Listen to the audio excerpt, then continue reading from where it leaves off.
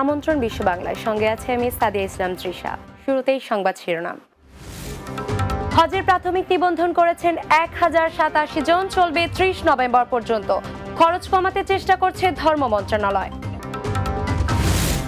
অনিয়মিত অভিবাসীদের কাজ ও থাকার সুযোগ নেই পর্তুগালে, বিপাকে দেশটিতে থাকা অবৈধ প্রবাসীরা। এবং দেশের ট্যুরিজম খাতকে উন্নত ও আধুনিক করার দাবি প্রবাসীদের, বিদেশি বিনিয়োগ বাড়ানোর তাগিদ।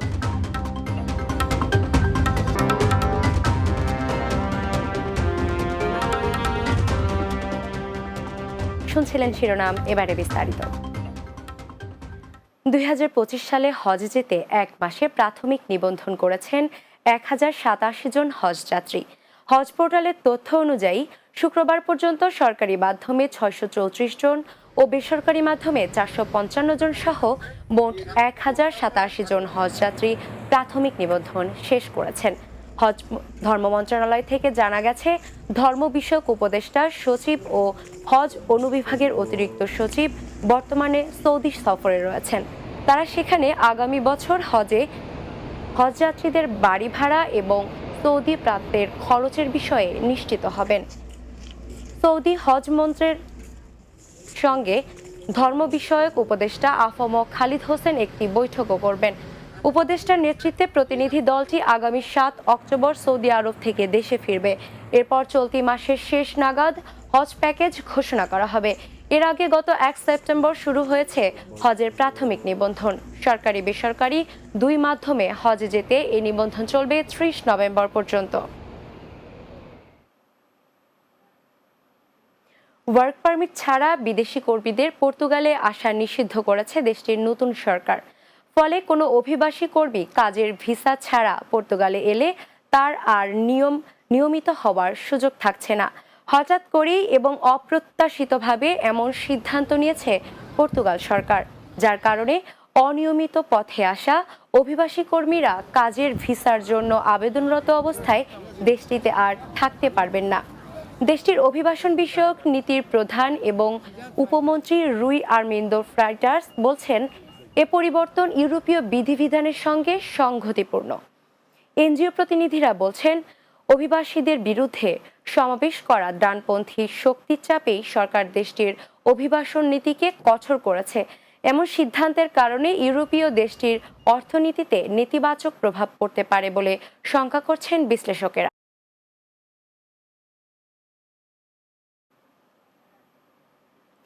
পর্তুগালের অভিবাসন আইনে আমূল পরিবর্তন এনেছে বর্তমান মন্টিনেগ্রো সরকার। ফলে বন্ধ হয়েছে ট্যুরিস্ট ভিসা বা অবৈধ পথে প্রবেশকারীদের বৈধ হওয়ার সুযোগ। এদিকে গেল 3 জুন থেকে কার্যকর হওয়া এই আইনের ফলে বিপাকে পড়েছেন দেশটিতে থাকা অবৈধ অভিবাসীরা। পর্তুগাল থেকে এস এম আজাদের উপস্থাপনায় প্রবাসে বাংলার মুখ টকশোতে উঠে আসে এসব তথ্য। বিস্তারিত জানাচ্ছেন সর্দার রাজীব। সহজ অভিবাসনের দেশ হিসেবে পরিচিত পর্তুগালে বসবাস করছেন এশিয়া, আফ্রিকা সহ বিভিন্ন দেশের নাগরিক। অভিবাসনে নির্ভর ইউরোপের দেশটিতে বাস করছেন প্রায় 50,000 বাংলাদেশিও। তবে পর্তুগালের অভিবাসন আইনের পরিবর্তনের ফলে কমেছে অভিবাসন প্রত্যাশীদের বৈধ হওয়ার সংখ্যা। বৈধ অভিবাসনে উৎসাহিত করতেই এমন সিদ্ধান্ত নিয়েছে দেশটির মধ্য ডানপন্থী সরকার। বৈধ অভিবাসনকে উৎসাহিত করার জন্য মূলত তাদের এই পদক্ষেপটি তারা নিয়েছেন।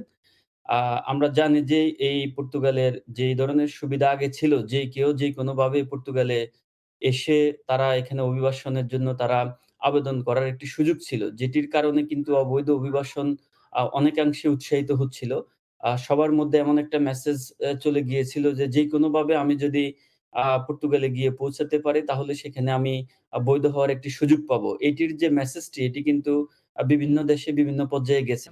এদিকে ট্যুরিস্ট ভিসায় আসা অভিবাসন প্রত্যাশীদের কপাল পুরলেও সুযোগ বেড়েছে স্টুডেন্ট, বিজনেস বা ওয়ার্কিং ভিসা সহ গুরুত্বপূর্ণ কিছু খাতের অভিবাসীদের। বৈধভাবে পর্তুগালের এক্সিস্টিং যে ভিসা ক্যাটেগরি গুলো রয়েছে, এখানে প্রায় এখনো অসংখ্য ভিসা ক্যাটেগরি রয়েছে।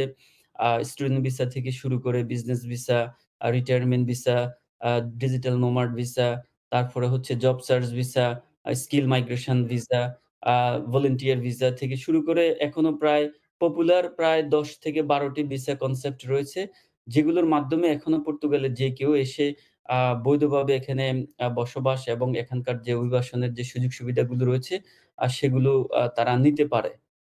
পর্তুগালের সাম্প্রতিক অভিবাসন আইন পরিবর্তন ইস্যুতে নানা গুজব ছড়িয়ে পড়েছে সামাজিক যোগাযোগ মাধ্যমে। এতে প্রবাসীদের বিভ্রান্তিতে না পড়ার আহ্বান জানিয়েছেন সংশ্লিষ্টরা। পর্তুগাল সবসময় অভিবাসন বান্ধব ছিল।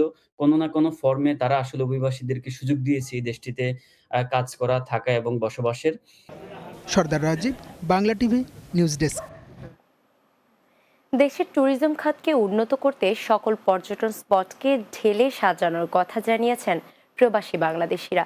এছাড়া বিদেশি বিনিয়োগ বাড়াতেও কার্যকরী পদক্ষেপ নেওয়ার আহ্বান প্রবাসে থাকা খাত সংশ্লিষ্টদের। বিস্তারিত জানাচ্ছেন হাসান মাহমুদ। বাংলাদেশের প্রত্যেকটি এলাকা বিভিন্ন স্বতন্ত্র বৈশিষ্ট্যে বিশেষায়িত। বিশ্বের দীর্ঘতম সমুদ্র সৈকত কক্সবাজার ছাড়াও বাংলাদেশের প্রতিটি অঞ্চলই প্রাণ প্রকৃতিতে ভরা। বাংলাদেশের ট্যুরিজম খাত নিয়ে কথা বলেন মালয়েশিয়ার আন্তর্জাতিক ইসলামী বিশ্ববিদ্যালয়ের অধ্যাপক ডক্টর মোহাম্মদ মহিউদ্দিন। তিনি বলেন, সকল সিন্ডিকেট ভেঙে ট্যুরিজম খাতকে ঢেলে সাজাতে হবে। বাংলাদেশের বর্তমান সিস্টেমটা একটু ভঙ্গুর এবং আমাদের অনেক ক্ষতি হয়েছে, অর্থনীতি ভেঙে পড়েছে, ব্যাংক সিস্টেমটা ভেঙে পড়েছে।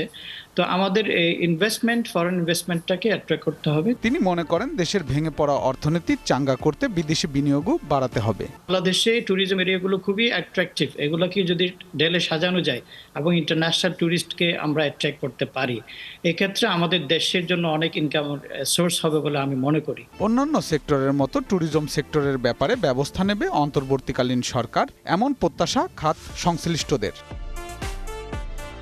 Hasan Mahmud, Bangla TV, news desk. বিশ্ব বাংলায় নিচ্ছি ছোট্ট একটি বিরতি। ফিরে আসার পর অন্যান্য সংবাদের সাথে আরও যা থাকছে। মালদ্বীপে বাংলাদেশি পর্যটকের সংখ্যা 1 বছরে বেড়েছে 29%। অন অ্যারাইভাল ভিসা সুবিধার ফল জানালো দেশটির প্রচার বিভাগ।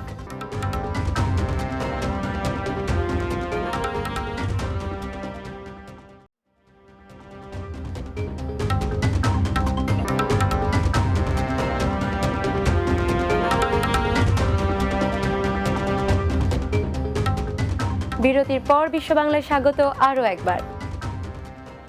অন্যান্য দেশে ভ্রমণ পিপাসুদের সঙ্গে পাল্লা দিয়ে মালদ্বীপে প্রতিদিনই বাংলাদেশি পর্যটকদের পদচারণায় মুখরিত হয়ে উঠেছে দেশটির পর্যটন স্পটগুলো। প্রাকৃতিক সৌন্দর্যের এই দেশটিতে অন অ্যারাইভাল ভিসার সুবিধা থাকায় তুলনামূলক বাংলাদেশি পর্যটকদের ভ্রমণ করা খুব সহজ। স্থানীয় গণমাধ্যমকে দেওয়া এক সাক্ষাৎকারে দেশটির marketing and public relations corporation ব্যবস্থাপনা পরিচালক ইব্রাহিম শিউরি কথা জানান। তিনি বলেন, বাংলাদেশি পর্যটকের সংখ্যা গত বছর একই সময়ের তুলনায় 29% বেড়েছে। কাতার সফররত সাবেক সংসদ সদস্য গিয়াসউদ্দিন কাদের চৌধুরীর সাথে মতবিনিময় করেছে বৃহত্তর চট্টগ্রাম জাতীয়তাবাদী সমর্থক গোষ্ঠী কাতারের নেতৃবৃন্দ। কাতার প্রতিনিধি আকবর হোসেন বাচ্চু জানান, কাতারের রাজধানী দোহার জাদিদ সুলতান জাইন রেস্টুরেন্টে এ সভা অনুষ্ঠিত হয়। উপস্থিত ছিলেন আয়োজক সংগঠনটির সভাপতি ও কাতার বিএনপির সহসভাপতি ইসমাইল মনসুর, সংগঠনের উপদেষ্টা জসিমউদ্দিন ওয়াদহিদি, কাতার বিএনপির সহসভাপতি হাবিবুর রহমান, আব্বাস উদ্দিন, কাতার বিএনপির সহসাধারণ সম্পাদক মোহাম্মদ আলী ও কাতার কৃষক দলের সভাপতি ফজল কবির সহ আরও অনেকে। যুক্তরাজ্যের রাজধানী লন্ডনে বাউল শাহ আব্দুল করিম লোক উৎসব উপলক্ষে সংবাদ সম্মেলন অনুষ্ঠিত হয়েছে। পূর্ব লন্ডনের ব্রাডি আর্ট সেন্টারে অনুষ্ঠিত হবে এই উৎসব। এতে দেশি বিদেশি শিল্পীরা সঙ্গীত পরিবেশন করবেন বলে জানিয়েছেন আয়োজকেরা। লন্ডন ব্যুরো চিফ চৌধুরী মুরাদের প্রতিবেদনে বিস্তারিত। আমি তোমার পাগল ভরসা কেবল দীনবন্ধু তোমার নাম শুনিয়া। আগামী 6 অক্টোবর অনুষ্ঠিত হতে যাচ্ছে লন্ডনের ব্রাডি আর্ট সেন্টারে বাউল শাহ আব্দুল করিম লোক উৎসব। আপনারা সবাই জানেন, আগামী 6 October Aryan films and Globe টিভির যৌথ উদ্যোগে এই প্রথম ব্রিটেন অনুষ্ঠিত হতে যাচ্ছে শাহ বাউল আব্দুল করিম উৎসব। এখানে এই প্রথম একই মঞ্চে ব্রিটেনের সুনামধন্য 30 জন সিঙ্গার আপনাদেরকে এন্টারটেইন করবেন, গান শোনাবেন। এখানে সারা দিন ব্যাপী আমরা আপনাদের জন্য আয়োজন করছি, টোটালি ফ্রি। আপনারা আসবেন আর পুরো দিনটা এনজয় করবেন। আর লন্ডনে আমাদের বাঙালিদের সবার উৎসব, সবার সহযোগিতা কাম্য, এবং 12টা থেকে শুরু হবে এবং সারা দিন ব্যাপী সেখানে গান হবে, নাচ হবে, ধামাইল হবে, বিভিন্ন গুণী ব্যক্তিরা আব্দুল করিমের জীবনী নিয়ে কথা বলবেন। শাহ আব্দুল করিমের উৎসব আমরা প্রথমবারের মতো লন্ডনে শুরু করতে যাচ্ছি। আপনাদের সবার উপস্থিতি চাই। এখানে ব্রিটেনের সব শিল্পীরা গান করবেন, জারি সারি থাকবে। আমি বাউল শহীদ লন্ডনের একজাক শিল্পী নিয়ে শাহ আব্দুল করিমের গান করব আগামী রবিবার 6 তারিখ অক্টোবর। আপনারা সবাই আসবেন। এই অনুষ্ঠানের মাধ্যমে বিশেষ করে প্রবাসীর মাটিতে বাংলা সংস্কৃতি, সাহিত্য এবং কৃষ্টিকে তুলে ধরতে আরিয়ান ফিল্ম প্রোডাকশন এবং গ্লোব টিভি বিশেষভাবে কাজ করে যাচ্ছে। বাউল সম্রাট আব্দুল করিম বিশ্ব বাঙালির প্রাণের স্পন্দন পালন করতে যাচ্ছি বাউল আব্দুল করিম উৎসব লন্ডনে। এইখানে আছে বাউল আব্দুল করিমের গান থেকে আমরা জারি সারি গান গাইব। আমি মনে করব সবাইকে বলবো বাউল করিম উৎসবকে সামনে রেখে যারা এই অনুষ্ঠানে যারা গান করবেন কিংবা যারা চান্স পাবেন এবং যারা দেখার সুযোগ পাবেন, সবাই আমরা সমান সৌভাগ্যবান। এরকম একটা অনুষ্ঠান প্রতি বছর আসুক এই প্রত্যাশায়। আমার নাম এমদাদ, আমি গান করব। আপনারা সানডে সব ওয়েলকাম, আইবা ইনশাআল্লাহ।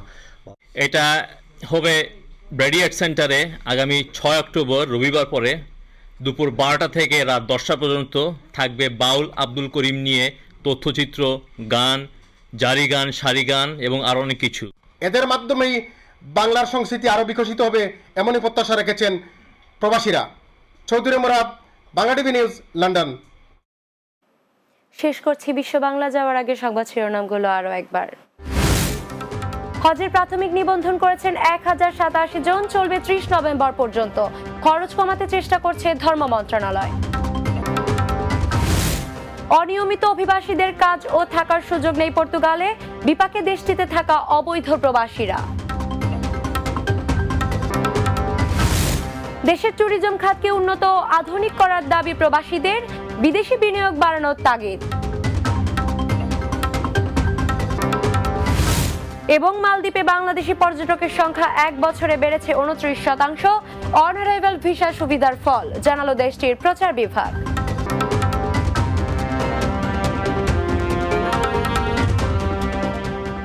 এই ছিল বিশ্ব বাংলায়। এতক্ষণ সঙ্গে থাকার জন্য ধন্যবাদ সবাইকে।